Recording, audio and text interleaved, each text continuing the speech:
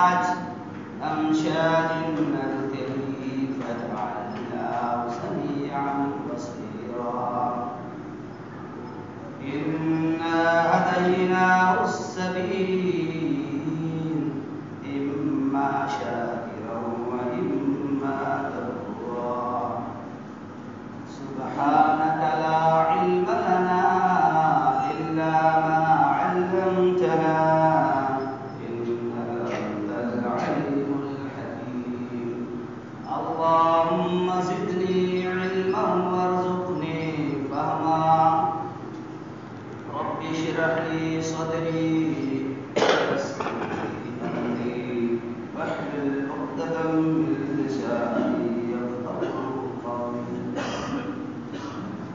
تمام قسم کی تعریفات رب العالمین خالق کائنات مالک ارض السما کے لیے لائق و زیبا ہے، جو کائنات میں ایک ذرے کا خالق اور مالک ہے. بعد اول گنتوں بے شمار درود و سلام نازل ہو حضرت آدم علیہ السلام سے لے کر کے آخری نبی جناب محمد الرسول اللہ صلی اللہ علیہ وسلم پر، ان کے آل و صحاب پر، ان کے خاندان پر اور ان کی پیروی کرنے والوں پر قیامت تک کے لیے درود و سلام نازل ہو. حضرات گرامی، موضوع پر کچھ کہنے سے پہلے دو باتوں کا احساس دلا دوں جو میں نے محسوس کیا.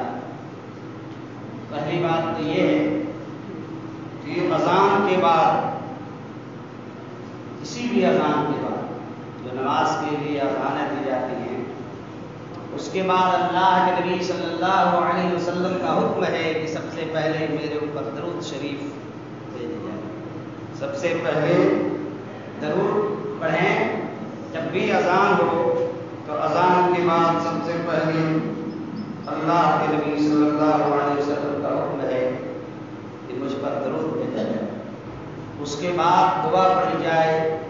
اور شاید جمعہ کی جو اذان ہوئی اس کے بعد ہم نے کچھ لوگوں کو محسوس کیا کہ انہوں نے اس عمل کو انجام نہیں دیا جبکہ اس کی بڑی تاکید ہے. دوسری بات کہ جمعہ کے بارے میں شاید ہم جانتے ہوں گے کہ یہ دنوں میں سب سے افضل دن ہے.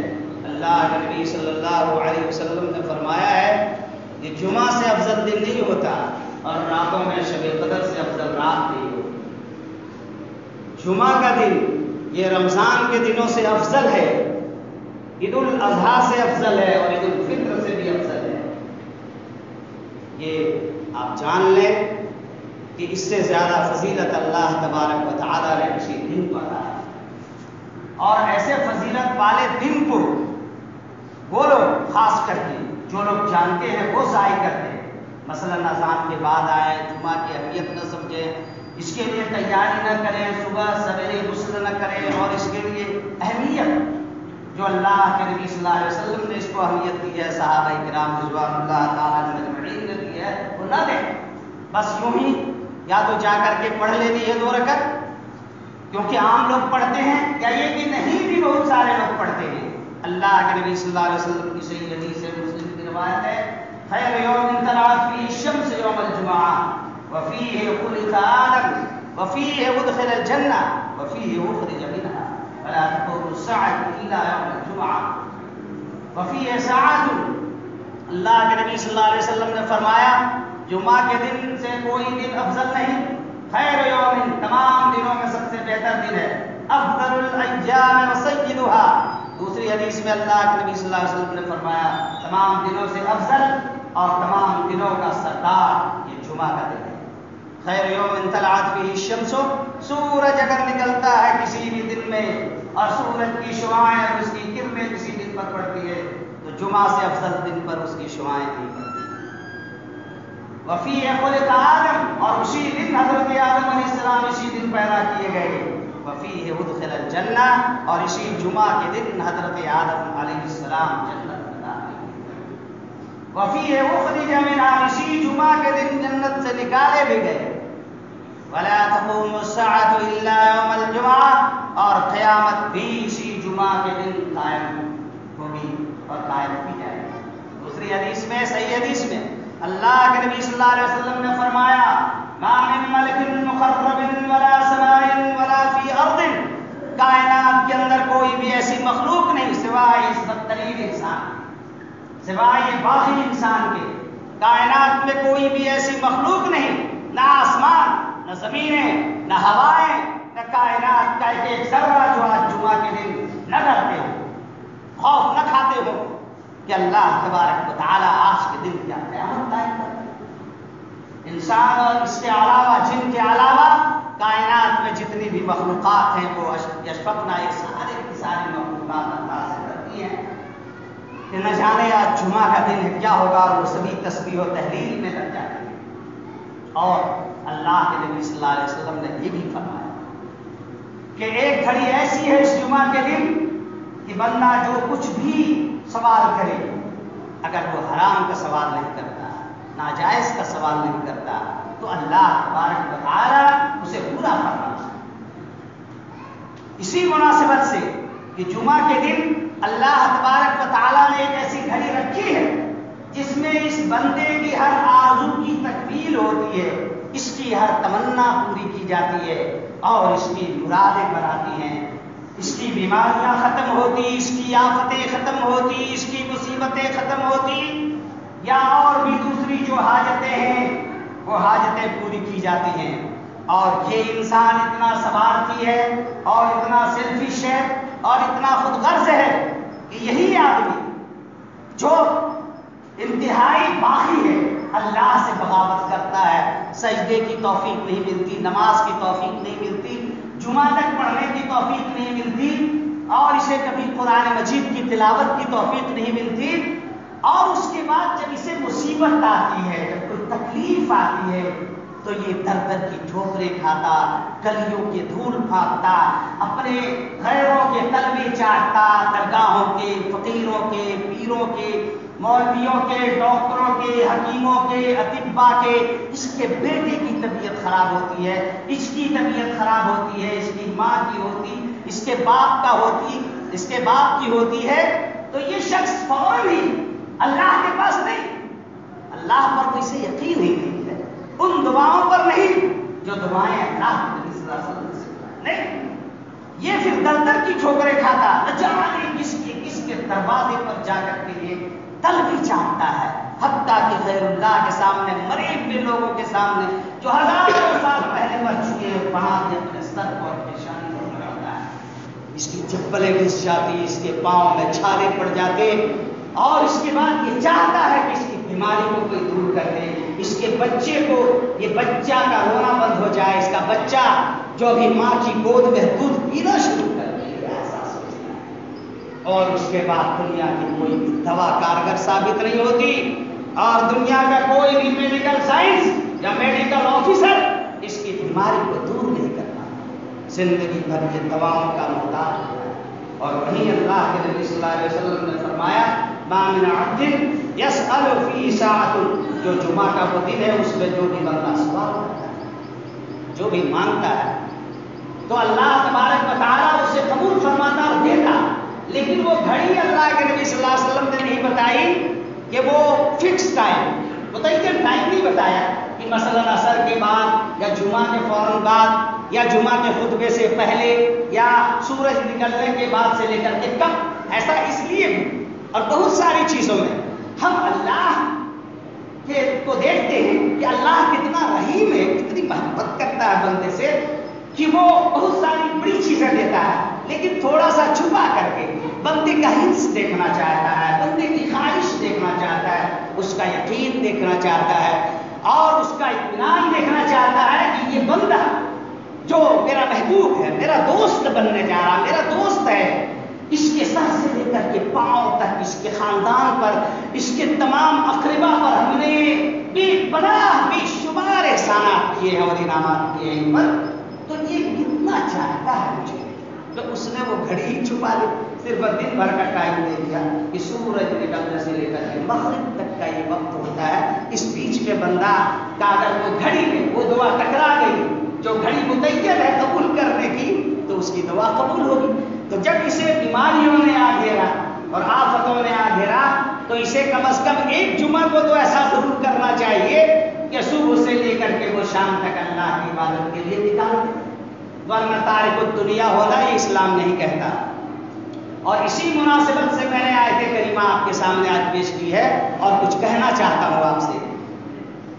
دنیا کے اندر دو طرح کے لوگ پائے جاتے ہیں، ایک وہ لوگ ہیں جو اللہ کو نہیں مانتے، اللہ سے میری مراد ہے کہ اپنے اوپر کسی کو بھی سپریم پاور نہیں مانتے، عظیم ذات، عظیم قوتوں کا مالک جو پوری کائنات پر اپنی گرفت رکھتا ہے، جو پوری کائنات کا آلمائٹی ہے، جو پوری کائنات کا قادر مطلق ہے کہ جب چاہے جیسا چاہے جو چاہے وہ کر سکتا ہے، ایسا ایک سپر پاور ہے، عظیم قوت کا مالک ہے جس کے آگے ہمیں سرنڈر کرنا چاہیے، اور اس کے بے پایہ احسانات ہم پر ہیں، اور جب کوئی کسی پر احسان کرتا ہے تو فرض ہوتا ہے کہ اس کا شکریہ ادا کیا جائے۔ اگر ایک ایکسیڈنٹ ہوئے آدمی کو روڈ سے کوئی اٹھا کر کے ایک گلاس پانی دے دے اور ہاسپٹل لے جائے تو اسی ایک گلاس اور 1 گھنٹے میں اس کی مدد کے بدلے زندگی بھر یہ شخص احسان مند ہوگا کہ یہ آدمی راستے میں ملا، اس نے مجھے اٹھایا، ایک گلاس پانی دیا، مجھے ہاسپٹل لے جا کر کے پہنچایا۔ تو ایک دن آدھے گھنٹے کا احسان کرنے والے پر اگر زندگی بھر تھینک یو اور شکریہ بولا جا سکتا ہے، تو جس نے ماں کے پیٹ سے لے کر کے باپ کی ریڑھ کی ہڈی سے لے کر کے پھر ہماری آخری زندگی تک جس کے بے پناہ احسانات ہیں، کیا ہمارا یہ فرض نہیں ہوتا کہ کبھی شکریہ کے لیے اس کے آگے بھی جھک جائے، یا اس شکریہ کا تو بول دے، یا اس کا احسان ذکر کر لے، یا بجائے گالی کے کچھ دعائیں یہ سیکھ لے، اور جب کوئی اچھی چیز دیکھے تو وہ دعا منہ سے نکالے اور اللہ کا ذکر کرے؟ کیا اس کے لائق بھی نہیں؟ تو 2 طرح کے لوگ دنیا میں پائے جاتے ہیں، ایک جو ناستک ہیں، ایتھیسٹ ہیں، اللہ کو مانتے ہی نہیں، اور ایک جو اللہ کو مانتے ہیں۔ ان میں سے بعض لوگ کئی اللہ مانتے ہیں یا کئی طرح کے خدا مانتے ہیں، یہ ایک الگ مسئلہ ہے۔ جو لوگ اللہ کو نہیں مانتے ان کے پاس دنیا میں ہر سوال کا جواب ہے، لیکن 2 سوال کا جواب ان کے پاس موجود نہیں ہے۔ ایک تو یہ کہ انسان کیوں پیدا کیا گیا، کیسے پیدا ہوا، کائنات کیسے پیدا ہوئی، اور اگر یہ پیدا کیے گئے پری پلان تو کوئی مقصد ہے یا یوں ہی بیکار لفظ بغیر کسی معنی کے یہ ابڑ پڑا ہے، آسمان سے ٹپک پڑا ہے، کوئی مطلب ہی نہیں ہے اس کی پیدائش کا۔ اور دوسرا سوال کہ یہ مرے گا اور مرنے کے بعد پھر کیا ہوگا، یہ اٹھایا جائے گا، زندہ کیا جائے گا، اس سے حساب و کتاب ہوگا، پھر اس کی دنیا ہوگی، اس کے لوگ ہوں گے یا نہیں ہوں گے۔ تو ان 2 سوالوں کے جوابات یہ نہیں دے سکتے۔ اس کے ساتھ اب مذاہب دنیا کو دیکھیں، تفصیل میں نہیں، مختصر طور پر بتا دوں کہ بہت سارے مذہب ہیں، جیسے بدھسٹوں کے یہاں اور جینزم کے یہاں اور بہت سارے مذہب کی کتابوں میں مرنے کے بعد کیا ہوگا اس کی تفصیل اور ڈیٹیل نہیں بتائی گئی ہے، صرف یہ بتایا گیا ہے کہ اگر دنیا تم چھوڑ دیتے، دنیا کا موہ چھوڑ دیتے، تارک الدنیا ہو جاتے ہو، تو تمہیں موکش کی پراپتی ہو جائے گی، تمہارے پاپ پریاشت کر دیے جائیں گے، دھل جائیں گے، اور کسی طرح کا کوئی گناہ تم پر نہیں ہوگا۔ یہ ان کی مذہبی کتابوں میں ہے۔ ان میں سے بعض لوگوں کی مذہبی کتابوں میں ہے لوگ اور پرلوک ہیں، اور اس کے بعد اچھے اور برے کرموں کے انوسار ہماری پھر دنیا میں پیدائش ہوگی۔ اگر اچھے کرم ہوں گے تو اچھے مخلوق میں، اچھے کریشن میں، کریچر میں ہماری خلقت ہوگی، ہم اچھے بنیں گے، اور اگر برے کرم ہوں گے تو ہم سانپ، چھچندر، بلی، سور اور کتے وغیرہ بن جائیں گے۔ یہ کچھ لوگوں کا نظریہ ہے، لیکن جو لوگ اسلام مانتے ہیں، قرآن مجید جن کی کتاب ہے اس میں صاف طور پر یہ بات لکھی گئی ہے کہ انسانوں کے پیدا کرنے کا مقصد ہے، اور اللہ تبارک و تعالیٰ نے اس کے لیے کچھ ایسی دلیلیں دی ہیں جس سے یہ بات صاف طور پر، واضح طور پر سمجھ میں آتی ہے کہ ہمیں کیوں پیدا کیا گیا۔ اب دوسری بات ہم یہ دیکھ لیتے ہیں کہ دنیا کے اندر جب ہم آئے تو اللہ کی عبادت کے لیے آئے، اور اللہ تبارک و تعالیٰ نے بتایا کہ یہ مقصد ہے تمہیں پیدا کرنے کا، اور فرشتوں کے اعتراض کے جواب میں بھی اللہ تبارک و تعالیٰ نے بتایا کہ ہم نے اس کو اپنی عبادت کے لیے پیدا فرمایا ہے، اور فرشتوں نے کہا کہ عبادت کے لیے ہم کافی ہیں، لیکن اللہ تبارک و تعالیٰ نے کہا کہ دنیا کے احساس کے ساتھ، خواہش کے ساتھ، تمنا کے ساتھ، آرزوؤں کے ساتھ ہم نے اس کو اپنی عبادت کے لیے پیدا کیا۔ اس کے سامنے دنیا بھی ہوگی، رشتہ داریاں ہوں گی، خاندان ہوں گے، بھائی بہنیں ہوں گی، اور اس کے ساتھ اسے عبادت بھی کرنی ہوگی، اور اس کے لیے میں نے بہت سارے احسانات اس پر کیے، اس کا شکریہ ادا کرنا اس کا فرض ہے۔ تو یہ معلوم ہے اسلام والوں کو کہ ہماری پیدائش، یہ تخلیق ہماری جو ہوئی ہے، یہ عبادت کے لیے ہوئی ہے، لیکن اس کے ساتھ ساتھ اللہ تبارک و تعالیٰ نے جب اپنے انعامات کا ذکر فرمایا ہے تو سب سے زیادہ انسانی تخلیق کا ذکر قرآن مجید کے اندر فرمایا ہے، اور یہ بتایا ہے کہ سب سے پہلے یہ طے کرو کہ اللہ ہے یا نہیں۔ کیوں؟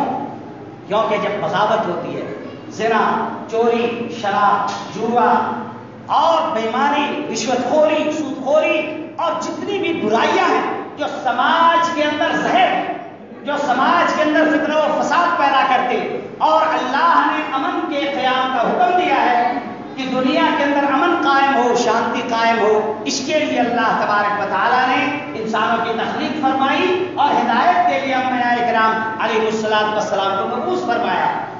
لیکن یہ جو برائیاں ہوتی ہیں، برائی روکنے کے لیے جو اسباب ہوتے ہیں، جرائم نہ ہو، گناہ نہ ہو، اس کے لیے سب سے بڑا ذریعہ ہوتا ہے کہ آپ کسی کو سپریم پاور مانیں، آپ کسی کو اللہ مانیں اور اس کا خوف، اس کا ڈر آپ کے دل میں، آپ اس بات سے ڈریں کہ اگر ہم ایسا کرتے ہیں، ہم نافرمانی کرتے ہیں، ہم باغی ہیں، تو اللہ تبارک و تعالیٰ کی گرفت ہوگی۔ اللہ کا ڈر برائی سے روکتا ہے اور اس کے بعد اپنا ضمیر ہوتا ہے، انسان کی اپنی سوچ ہوتی ہے، اپنا ذہن ہوتا ہے، جس کی بنیاد پر وہ برائی نہیں کرتا۔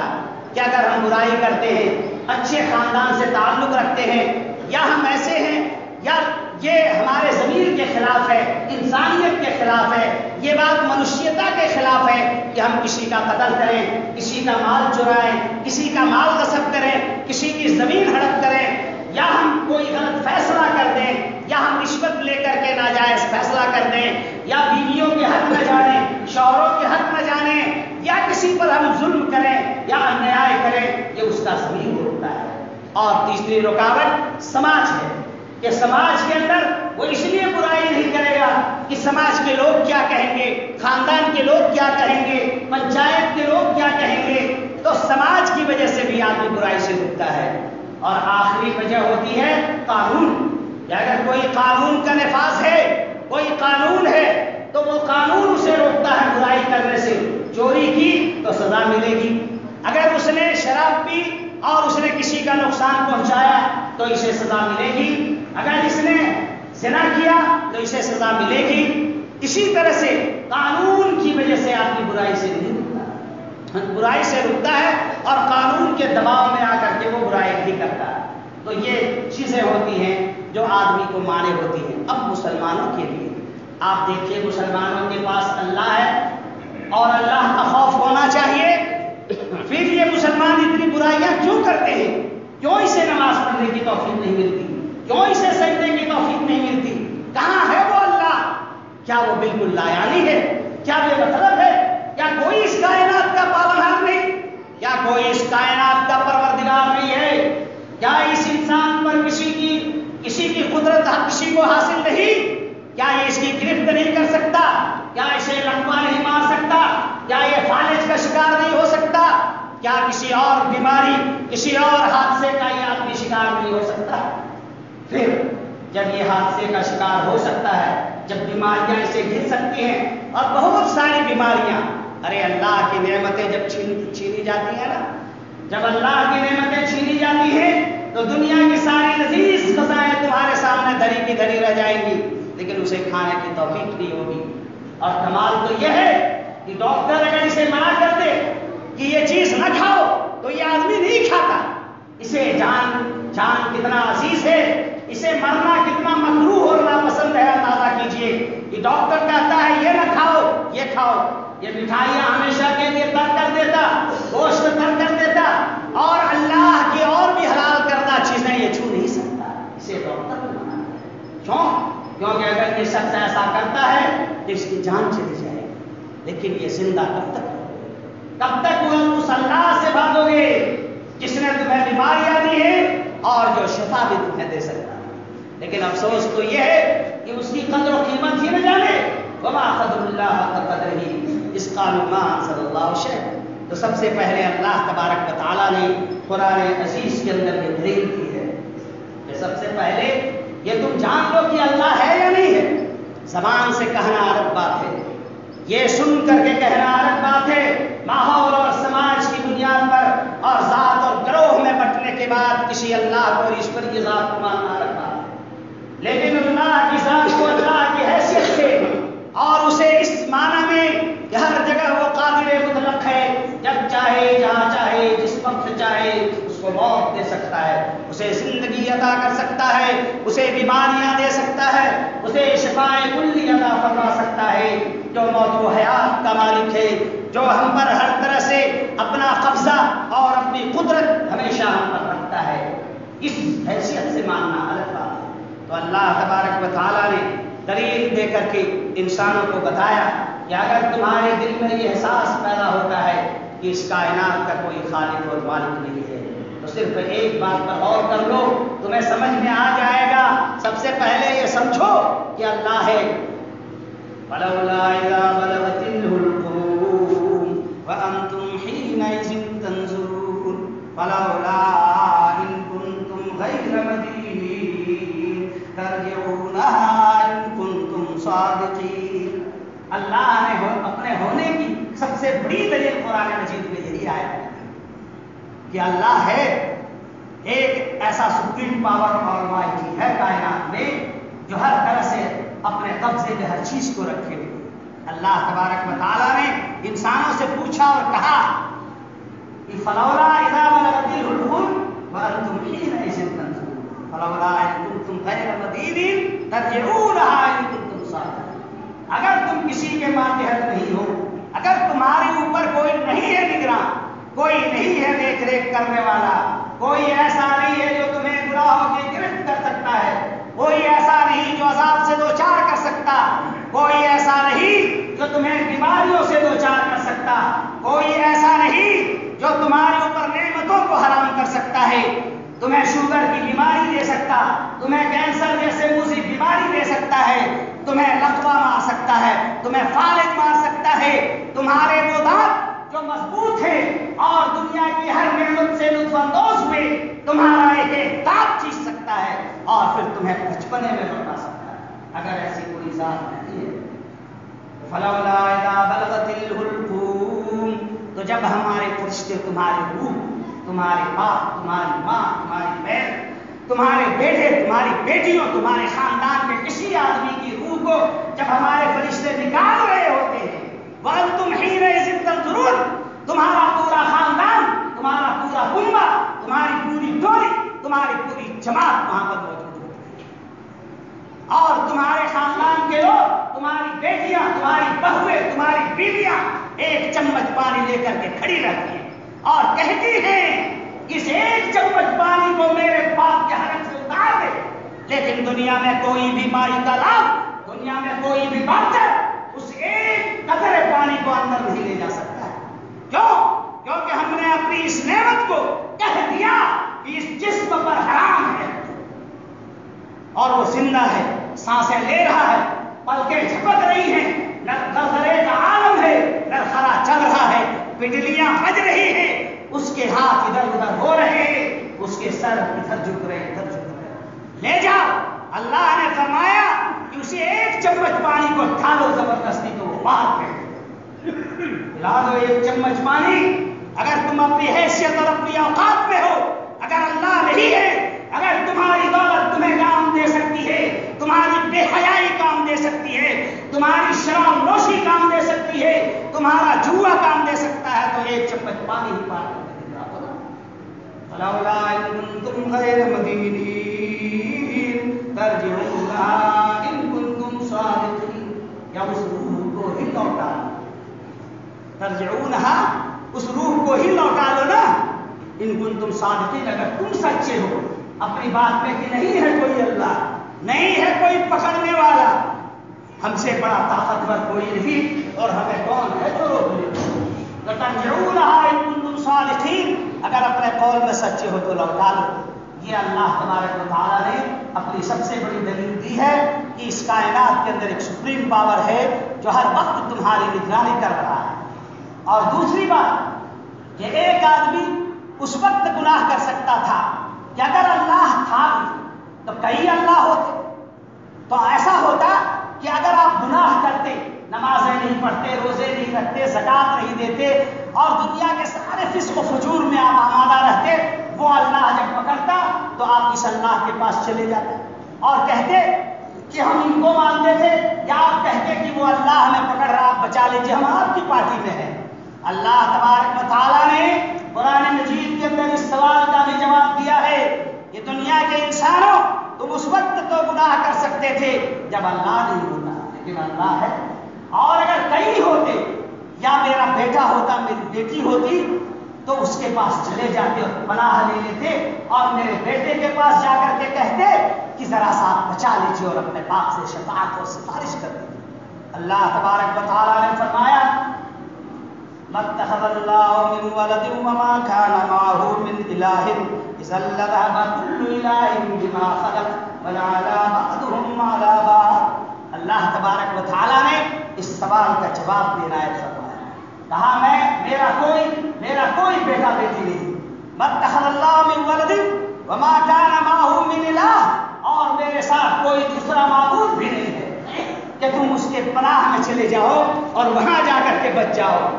اور اگر ایسا ہوتا کہ کئی معبود ہوتے اذا لذهب كل اله بما خلق، تو سب معبود اپنی اپنی مخلوق کو لے کر کے الگ الگ رہتے، ولعلى بعضهم على بعض، اور ایک دوسرے پر چڑھ کے دوڑتا۔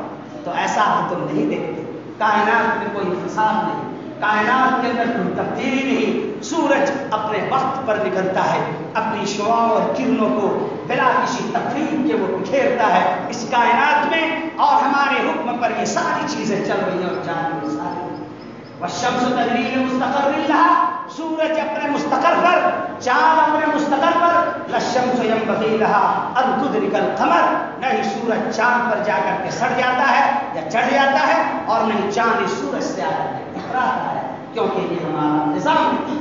تو یہ اللہ تبارک و تعالیٰ نے فرمایا۔ ایک آخری پیشکش جو اللہ تبارک و تعالیٰ نے پیش کی ہے انسانوں کو کہ چلو تم گناہ کرتے اور کرتے ہی رہتے، اگر تمہاری موت نہیں آتی، اگر انسان مرتا نہیں تو پھر یہ شخص ظاہر ہے کہ گناہ کرتا، نمازیں نہ پڑھتا، شکریہ نہ ادا کرتا، اللہ کو نہ پہچانتا۔ یہ تو جانتا ہے کہ ہماری موت ہی نہیں ہے، ہم مریں گے ہی نہیں، اور جب مریں گے ہی نہیں تو پھر ہماری شکل کیا ہوگی؟ یہ ہمیشہ زندہ رہتا، ہمیشہ اسی طرح رہتا جس طرح یہ زمانے میں تھا، تو پھر کوئی قابل مرامت بات نہ تھی۔ لیکن موت اسے تو سبھی مانتے ہیں، اسے تو ناستک مانتے ہیں، اسے تو جو اللہ کو نہیں مانتے ہیں وہ مانتے ہیں، اسے سائنٹسٹ مانتے ہیں، اسے جو لوگ اللہ کے منکر ہیں وہ مانتے ہیں کہ یہ انسان مرے گا۔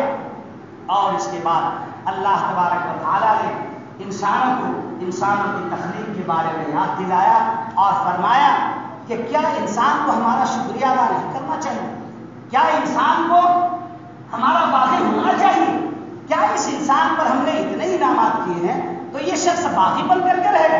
اسے نماز کی توفیق نہیں ملے گی، اسے سجدے کی توفیق نہیں ملے گی۔ یہ کیا چاہتا ہے؟ دنیا کے اندر بھی اس کو اچھائی ملے، آخرت میں بھی اچھائی ملے، ہونا یہ چاہیے، لیکن یہ چاہتا کیا ہے کہ دنیا میں ہم نے اسے دیا تو یہ شخص ہمارا باغی ہے۔ تو بتا دوں میں کہ یہ کتنا یہ شخص سیلفش ہے، یہ اندازہ کیجیے کہ اللہ کو کہتا ہے کہ مانتا ہوں، اللہ سے نہیں ڈرتا، اور یہ شخص بے نمازی ہے۔ لیکن یہی آدمی جو شخص بے نمازی ہے 5 بار اسے روزانہ بلایا جاتا کہ کامیابی کی طرف آؤ، کامیابی کی طرف آؤ، نماز کی طرف آؤ جو تمہاری اصل کامیابی، لیکن اس کو احساس نہیں ہوتا۔ کیوں؟ کیونکہ اللہ کا خوف نہیں ہے، نقصان کا خوف نہیں ہے، نقصان کا لاس جسے آپ کہتے ہیں، لاس کا اسے ڈر ہی نہیں۔ اگر اسے لاس کا ڈر ہوتا کہ میں بیمار پڑوں گا اور یہ بیماریاں آ سکتی ہیں، میرے بچے مر سکتے ہیں، حادثات ہو سکتے ہیں، ایکسیڈنٹ ہو سکتے ہیں، ہمارے گھر جلائے جا سکتے ہیں، ہمیں کہیں بھی مارا جا سکتا ہے، ہمیں پیس کیا جا سکتا ہے، اسے ڈر نہیں کہ نماز نہیں پڑھوں گا تو یہ حالات ہوں گے۔ مفسر قرآن کہا کرتے تھے مولانا عبد القیوم رحمۃ اللہ علیہ کہ نماز پڑھو بھوکے کبھی نہیں مرو گے، تو یہ اس کا ڈر۔ لیکن یہی دیکھیے یہ سوارجی آدمی کتنا بڑا خودگرد ہے، اگر ایک بچھو کو اچانک دیکھ لیتا ہے تو پیشاب کر دیتا ہے ہمارے گھر۔ ارے بچھو معمولی چیز ہے، اللہ کی بنائی ہوئی ایک معمولی چیز بچھو ہے، بچھو کو اگر اچانک اپنے کپڑے میں دیکھ لے تو یہ اتنا بڑا خودگرد ہے کہ ننگا ہو جائے گا، کپڑا اتار دے گا، کیونکہ سوچے گا کہ بچھوا کاٹے گا تو بہت تکلیف ہوگی، مرے گا نہیں۔ یہ کنفرم جانتا ہے کہ بچھو کے کاٹنے سے کوئی مرتا نہیں، تو اتنا ڈرا کیوں؟ کتنا بڑا خودگرد ہے، اللہ سے نہیں ڈرا، اسے نماز کی ضرورت نہیں ہے، اسے اللہ کے شکریہ کی ضرورت نہیں۔ اور اگر سانپ دیکھ لے تو اتنا لیٹرین کر دے گا پاجامہ میں یا لنگی میں جو بھی پہنا ہے، اگر دیکھے گا کہ سانپ چڑھ گیا ہے اس کے پاؤں میں تو لیٹرین اتر جائے گا یا سر میں آ کر کے لیٹرین سے بیٹھ جائے گا. اتنا بڑا خود غرض ہے، کتنا بڑا موس تھا. ایک معمولی سانپ کے آگے سب موسگری ختم، ساری دولت ختم. اللہ کی ایک سب سے چھوٹی مخلوق، ایک معمولی مخلوق بچھو، ایک معمولی مخلوق سانپ کے دیکھنے سے لیٹرین اتر گیا اور ساری اکڑ فو اس کی چھو ہو گئی اور ساری اکڑ فو ختم اور اس کی ساری طاقت ختم.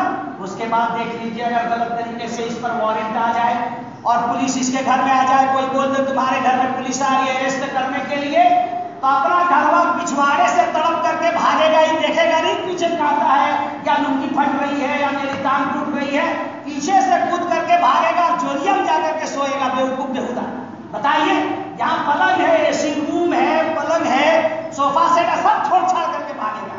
ایک پولیس کے ڈر سے یہ آدمی اپنے آرام دہ مکان کو چھوڑ کر کے رات بھر جا کر کے کسی ارہر کے بار میں یا کسی چوریا میں جنگل میں جا کر کے لیٹا رہے گا کانٹے پر. بتائیے کتنا بڑا سیلفش، کتنا بڑا خود غرض، اور آرام کی کرسی لگاتا ہے، نماز کے وقت صوفہ سیٹ دکھلاتا ہے. اس اللہ کو جس اللہ نے تمہارے پیر سے لے کر کے سر تک احسان کیا، اس سے بغاوت کرتا ہے اور شرم نہیں آتی کہ نماز کی سے توفیق نہیں دی تھی.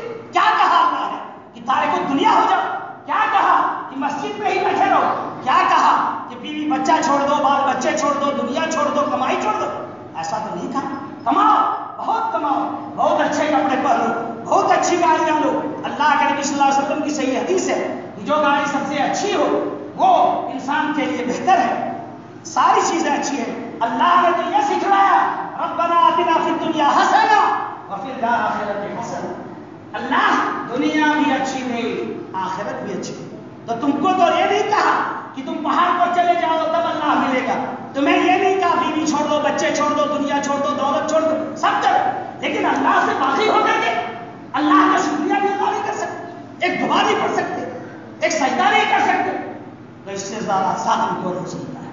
اسی لیے اللہ تبارک و تعالیٰ نے فرمایا کہ اولم یری الانسان انا خلقناہ من نطفۃ فاذا هو خصیم مبین. یہ اپنی پیدائش کو نہیں دیکھتا، ہم سے جھگڑتا ہے، ہم سے بغاوت کرتا ہے. اسے تو اپنی پیدائش دیکھنی چاہیے کہ ہم نے اسے من ماء مہین، ہم نے ایسے ذلیل پانی سے اسے پیدا کیا ہے کہ اس کے کپڑے میں لگ جائے تو اسے خود ناپسند اور کراہیت لگے. ہم نے اسے اس پانی سے پیدا کیا ہے اور پھر اس کے الگ الگ حالات ہم نے بنائے ہیں ماں کے پیٹ میں. جو کبھی موقع ملا تو انشاءاللہ عرض کروں گا.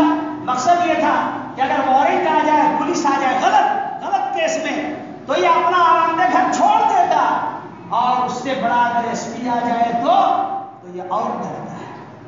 کیا بات ہے. انسان تم وہی ہو، آدمی تم وہی ہو، تم وہی نیتا ہو، تم وہی ایم ایل اے اور ایم پی ہو نا، تم وہی بڑے طاقتور اور باس ہو نا. جب گاؤں میں ظلم زیادتی کرتے تھے کہاں گئی تمہاری اکڑفوں کہ پولیس کو اور ایس پی کو دیکھنے کے بعد بھاگے گھر چھوڑ کر. اللہ سے کہاں، اللہ کی گرفت سے کہاں بھاگو گے. اللہ کے شکریہ کے ساتھ بھاگنے والوں اور نماز نہ پڑھنے والوں کو اس بات پر غور کرنا چاہیے کہ اس کی گرفت کا ڈر نہیں ہے. اس سے صاف پتہ چلتا ہے کہ یہ بچھو سے ڈرنے والا. اور بولو اگر بجھوا تو ارے بلی پار ہو جاتی ہے تو اس سے ڈرتا ہے. تم تو خیر اللہ کا فضل ہے کہ اس سے بچا ہوا. ایک کوا کام کر دے گا اس کے گھر پر تو وہ ڈر کے مارے اس کا لیٹرین اترنے لگتا ہے اور لے جا کر کے بابا کو چڑھاتا ہے. تو تم کم سے کم اللہ کو تو چڑھا دو. ارے وہ کسی اور کو چڑھاتا ہے، تم اللہ کو تو چڑھاؤ. لیکن یہ اس کو بھی چڑھانے کے لیے تیار، اور وہ بھی اللہ کیا بولتا ہے کہ اپنا ایک سر تو جھکا ہوا ہے، یہاں تمہیں آنے کا موقع نہیں، جہاں ہو وہیں جھکا دو. کتنی دیر کے لیے؟ 5 منٹ کے لیے؟ یہ بھی ٹائم نہیں ہے. لیکن ایک ٹائم ایسا ضرور آئے گا کہ یہی بازوؤں کی قوت اور قوت گویائی تمہاری اٹھے گی. ابھی تم مرو گے نہیں، لیکن ہم تمہارا ایک ایک دانت چھین لیں گے. اور جو تم آج بول رہے ہو، جب بولو گے تو تمہارے بیٹے بیٹیاں تمہاری آواز کو سمجھ نہیں سکیں گے. لڑکھڑا کر بولو گے، پانی مانگنے کی توفیق نہیں ملے گی. پانی بھی اگر مانگو گے تو پانی کہہ نہیں سکو گے، کیونکہ تمہارے دانت ہم نے سے جھاڑ دیں گے. بچے میں دانت نہیں تھا تو ہم نے تمہارے ماں کے سینے سے تو چشمے جاری کر دیے کہ تمہیں چبانے کی ضرورت نہیں. تمہارے لیے ایسی ڈائٹ اور ایسی خوراک دے رہا ہوں جو بغیر दाग के भी तुम्हें मुसलमान ने तुम्हें जवाब दिया। तो माँ के सीने से हमने तो चश्मा जारी कर दिया। शर्म नहीं आई कि जब तुम्हारे दांत नहीं थे तो हमने माँ के सीने में हमने इस तरह के चश्मे तुम्हें पिलाया। किसने बनाया तुम्हारे माँ को खून में दूध में किसने तब्दील किया? गायों के अंदर गोबर और गोबर से अलग करके दूध कौन निकालता है? कुरान की बात मैं बोल रहा हूँ, मैं अफसाना नहीं सुना रहा। तो दो चश्मे जारी किए, उसी दांत पर तुमको हमने दांत दिया और तुमने गुरूर किया कि दांत तुम्हारा हम खींच लेंगे, जबान तुम्हारी खींच लेंगे। उसके बाद बाजुओं की कुव्वत सही पैरों बच्चे में भी नहीं चल पाते थे, लड़खड़ा करके हमने चलना सिखलाया, तुतला करके अल्लमहुल बयान हमने सवाल सिखलाया। लेकिन फिर बाजुओं की कुव्वत छीन लेगी, तुम्हारे चेहरों पर झुर्रियां पड़ जाएंगी और तुम मौत से पहले ही हम तुम्हें अजाब का शिकार करेंगे। उसी लैट्रिन पर उसी चारपाई पर फिर लैट्रिन करवाएंगे जिस चारपाई पर तुम बचपन में थे। कहाँ? अरे उसी चारपाई पर लैट्रिन करोगे जिस चारपाई पर बच्चे में लैट्रिन करते थे ना।